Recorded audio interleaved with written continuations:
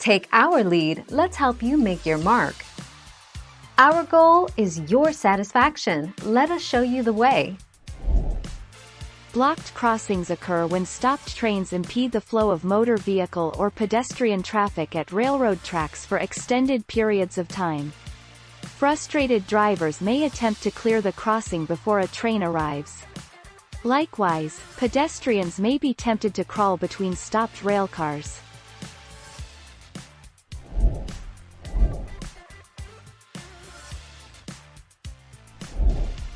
Take our lead.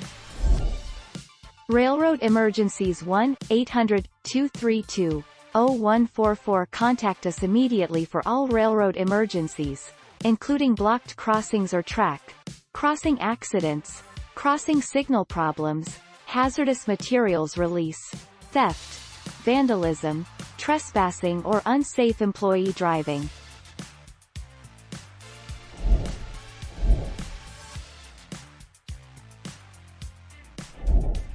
Take our lead. A long signal is sounded when approaching stations, railroad crossings at grade, and movable bridges. These are to warn other personnel that a train is approaching. If an engineer sees inattentive people or livestock on or near the tracks, he will sound a series of short horn signals to warn them off.